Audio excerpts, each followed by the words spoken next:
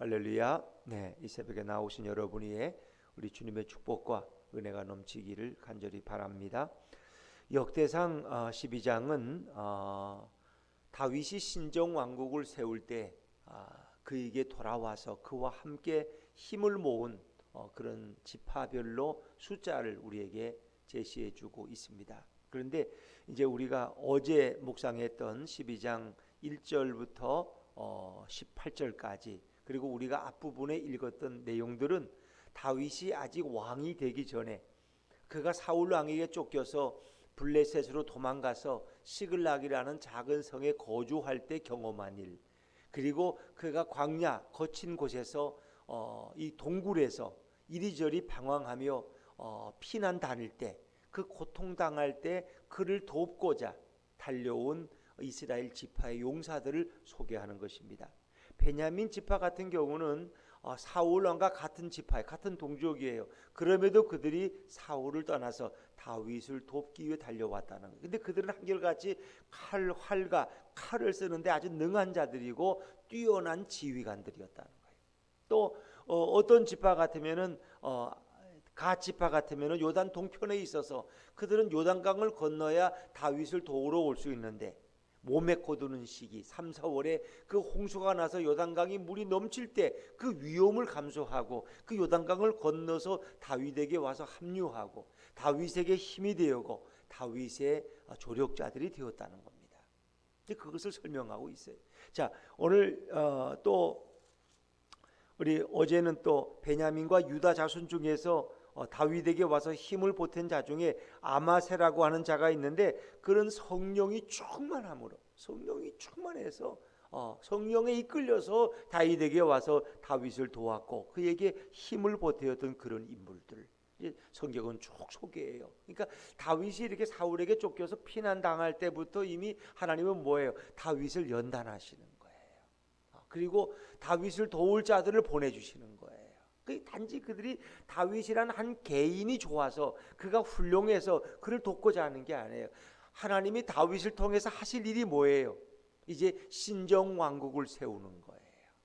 사울의 나라와는 전혀 성격이 다른 하나님이 통치하는 나라를 세우는 거예요. 하나님의 공의와 정의가 지배하는 그런 나라를 세우는 것이고 그 다윗이 통치하는 신정 왕국은 이 땅에 오시는 메시아 예수 그리스도가 세울 하나님의 나라의 모델이 되는 거예요. 예수님이 오셔서 세울 그 하나님의 나라의 모델이 바로 신정 왕국인 다윗의 나라예요.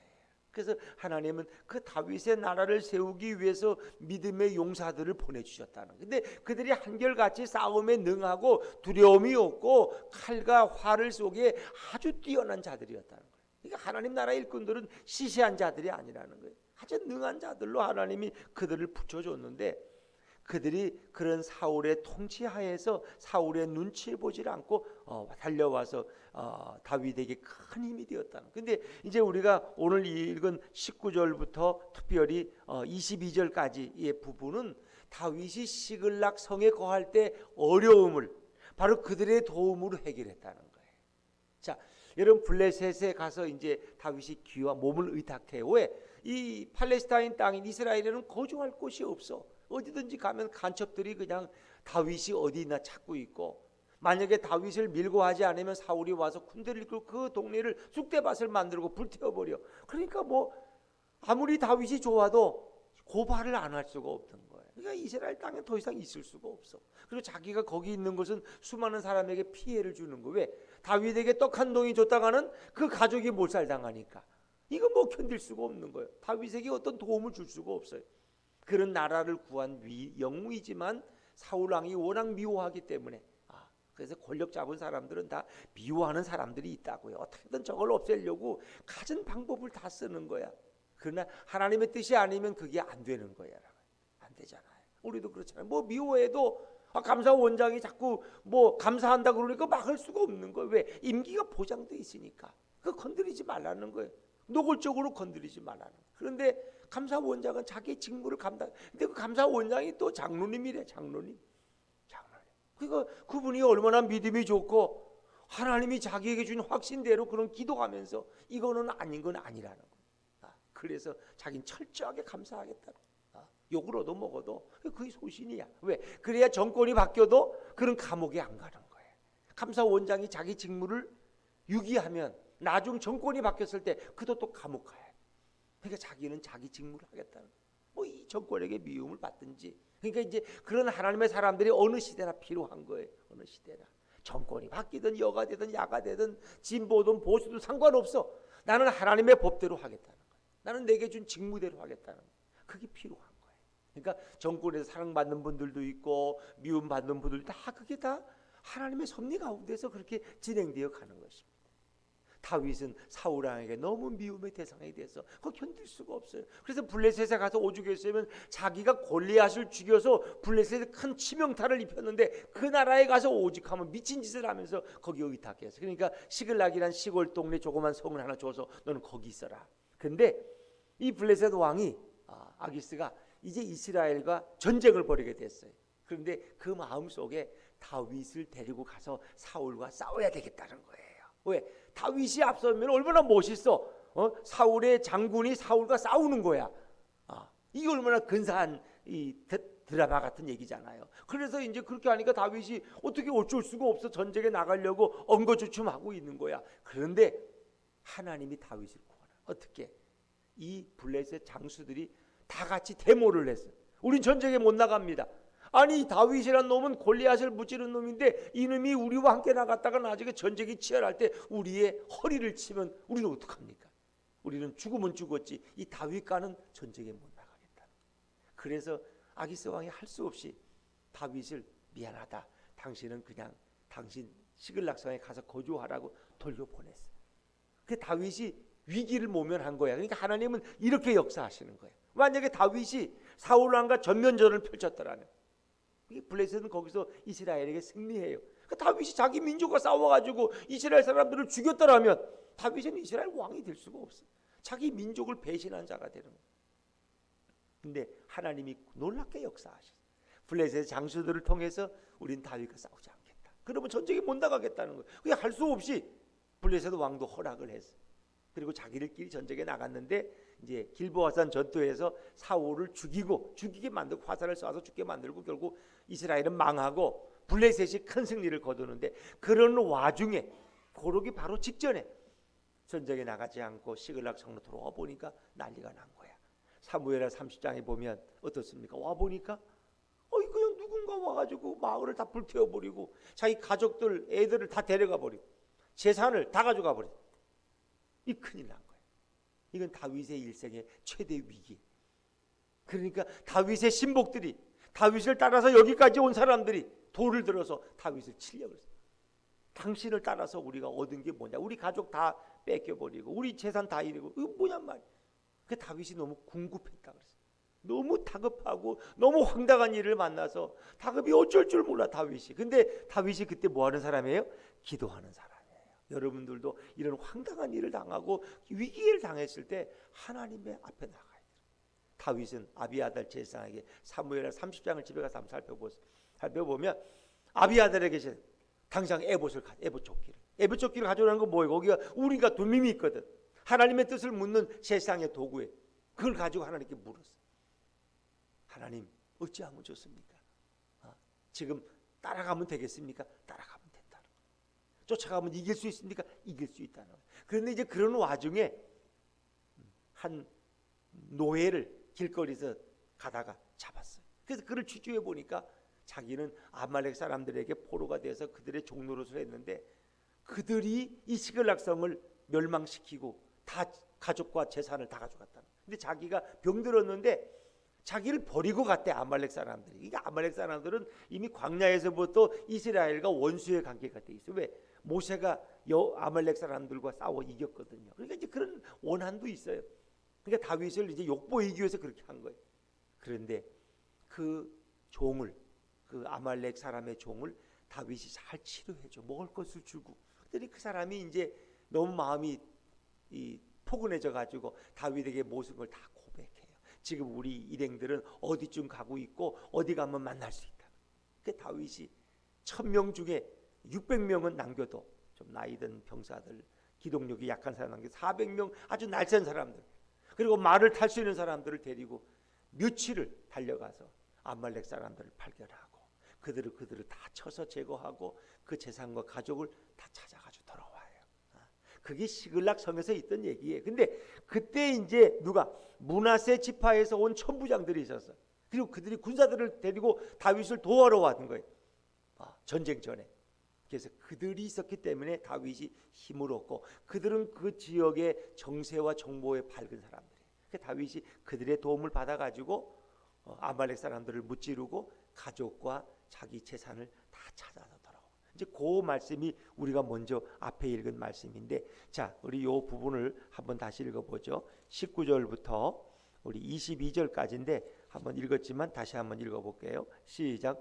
다윗이 전에 블레셋 사람들과 함께 가서 사울을 치려할 때에 므낫세 지파에서 두어 사람이 다윗에게 돌아왔으나 다윗 등이 블레셋 사람들을 돕지 못하였음은 블레셋 사람들의 방백이 서로 의논하고 보내며 이르기를 그가 그의 왕 사울에게로 돌아가리니 우리 머리가 위태할까 하노라 함이라. 다윗이 시글락으로 갈 때에 므낫세 지파에서 그에게로 돌아온 자는 아드나와 요사박과 여디야엘과 미가엘과 요사박과 엘리우와 실르데인이 다 므낫세의 천부장이라. 이 무리가 다윗을 도와 도둑대를 쳤으니 그들은 다 큰 용사요 군대 지휘관이 됨이었더라. 아멘. 여기까지만. 도둑대를 쳤다. 도둑대. 이 도둑대가 바로 아말렉 사람들이. 한밤중에 와가지고 다윗이 성을 비웠을 때 연약한 노약자들과 어린아이만 있을 때 그들이 도둑질해서 사람들까지 다 납치해서 데려가 버린 거예요. 그런데 바로 이 므낫세의 천부장들이 와서 다윗에게 큰 도움을 주었어요. 자, 그래서 성경이 그것을 어떻게 표현합니까? 22절 읽어보죠. 22절 시작. 그때의 사람이 날마다 다윗에게로 돌아와서 돕고자 하며 큰 군대를 이루어 하나님의 군대와 같았더라. 하나님의 군대와 같았더라. 비록 블레셋에 도망간 다윗이지만 이스라엘의 용맹한 병사들이 다윗을 도우러 왔다.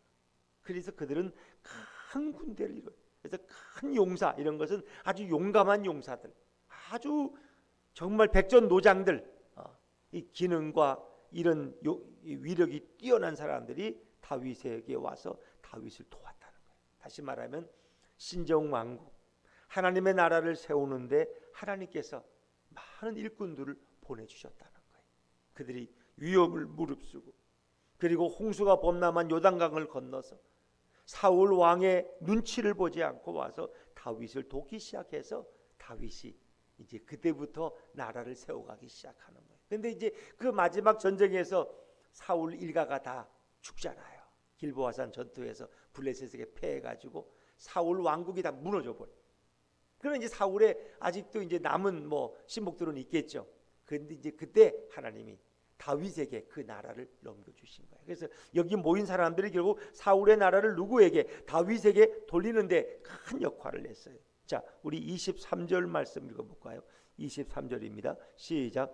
싸움을 준비한 군대 지휘관들이 헤브론에 이르러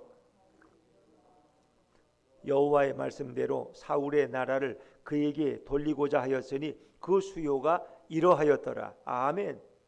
자, 그 후에 이제 길보아산 전투에 사울이 죽은 후에 다윗이 이제 새로운 나라를 세워야 되는데 그때 와서 다윗을 도운 사람. 그래서 다윗이 왕에 즉위할 수 있도록 도운 각 지파의 용사들을 숫자를 쭉 성경은 지금 지파별로 소개하고 있는 거예요. 자, 우리 유다 지파부터 한번 유다 자손 읽어볼까요?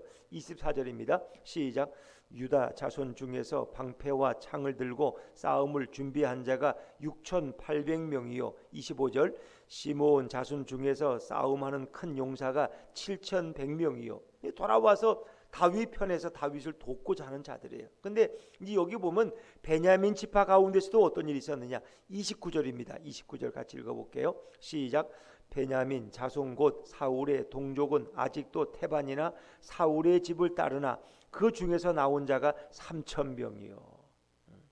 사울의 집을 태반은 따르지만 그 중에서도 많은 사람들이 와서 다윗의 편에 서고 다윗을 돕기 시작했다. 왜? 그것은 새로운 나라, 하나님의 나라를 세우는 신정왕국을 세우는 다윗의 새로운 운동이었기 때문에 하나의 성령 운동이고 그것이 하나의 복음 운동이고 그것이 바로 영적인 운동이었기 때문에 거기에 가세하는 자들이 이렇게 많았다는 거예요. 그래서 각 지파별로 다윗에게 와서 힘이 되었던 사람들을 소개하고 있는 거죠.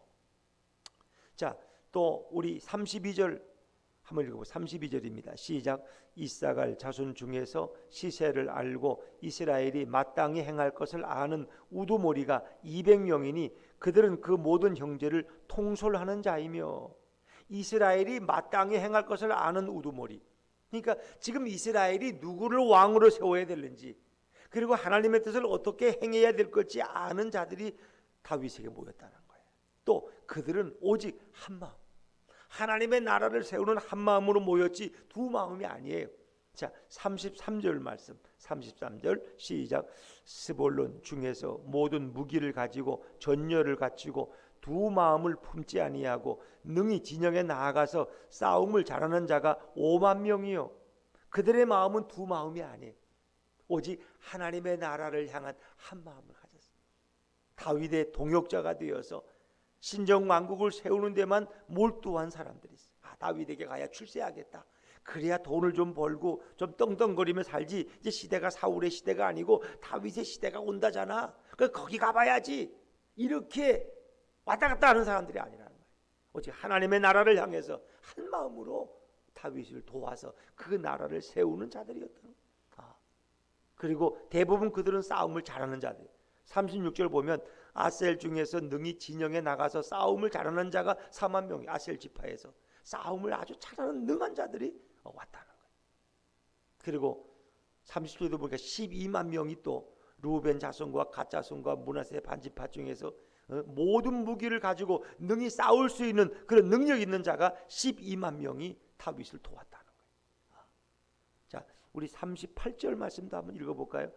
이제 다윗을 마지막에 이제 왕으로 세우는데 그들이 어떤 마음으로 다윗을 왕으로 헤브론에 세웠느냐? 38절입니다. 시작. 이 모든 군사가 전열을 갖추고 다 성심으로 헤브론에 이르러 다윗을 온 이스라엘 왕으로 삼고자 하고 또 이스라엘의 남은 자도 다 한 마음으로 다윗을 왕으로 삼고자 하여. 그들은 한 마음, 한 마음. 하나님을 사랑하는 마음, 하나님의 나라를 위해서 헌신하는 마음. 여러분, 진정한 신앙은, 기독교 신앙은 교회 건물을 세우는 게 아니에요. 어느 교회, 그래 맞아, 무슨 교회가 유명하지, 그 교회를 더 크게 세워야 돼, 이런 게 아니에요. 하나님의 나라를 세우고 가는 거예요. 하나님의 나라를. 건물을 세우고 교인 숫자가 많은 것이 하나님의 나라가 세워지는 것이 아니라 하나님의 말씀이 통치하고 지배하고 영향력을 행하는 그런 하나님의 사람들의 하나님의 마음을 가지고 하나님의 일을 하는 그런 하나님의 나라를 세워가는 것이 진정한 제자들이고 기독교인의 사명이라는 거예요. 그들은 두 마음이 아니에요. 진심으로 다해서 다윗을 왕으로 세우고 이것이 하나님의 뜻이고 이것이 신정왕국이고 다윗의 고백은 내가 왕이 아니라 나 위에 여호와 하나님이 왕이시라. 그게 신정왕국이고 이게 다윗은 예수님의 예표입니다. 다윗의 후손으로 오시는 예수님이 우리를 구원하시고 하나님의 나라를 이루어 나가시는 거예요. 그러니까 다윗의 신정왕국은 이 땅에 오셔서 이루실 메시아 예수 그리스도의 하나님의 나라를 우리에게 미리 예표로 보여주고 있는 것입니다. 그래서 다윗을 세우는 이 모습이 너무나 아름다워요. 그들이 음식을 준비해서 이제 음식을 함께 나누고 그리고 그들에게 큰 기쁨이 있었다는 거예요. 자, 우리 40절 말씀을 마지막으로 40절입니다. 시작. 또 그들의 근처에 있는 자로부터 이사갈과 스불론과 납달리까지도 나귀와 낙타와 노새와 소에다 음식을 많이 실어왔으니 곧 밀가루 가자와 무화과 가자와 검포도와 포도주와 기름이요 소와 양도 많이 가져왔으니 이는 이스라엘 가운데에 기쁨이 있음이었더라. 그냥 보이는 눈에 보이는 그런 한 나라를 세웠기 때문에 우리의 보이는 왕을 세웠기 때문에 기쁨이 아니라 그것은 하나님의 나라를 세우는 기쁨, 신정 왕국을 세우는 기쁨, 그리고 메시아를 모시는 기쁨이에요. 왜? 다윗은 이 땅에 오실 예수 그리스도의 예표가 되기 때문에. 그래서 오늘 이 말씀, 이 기쁨은 바로 오늘도 메시아를 영접하고 그리스도를 우리의 주인과 왕으로 모신 교회의 기쁨이요 성도의 기쁨인 줄로 믿습니다. 거기는 사사로운 욕심이 없어요. 오직 하나님의 나라를 위해서. 목사 한 사람을 이렇게 섬기는 그런 게 아니에요.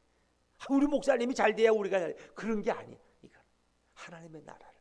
목사도 하나님의 나라의 한 일꾼으로 섬기는 것. 여러분들도 하나님의 나라에 불러주신 일꾼으로 함께 섬기는 거예요. 그래서 하나님의 나라가 잘 돼요.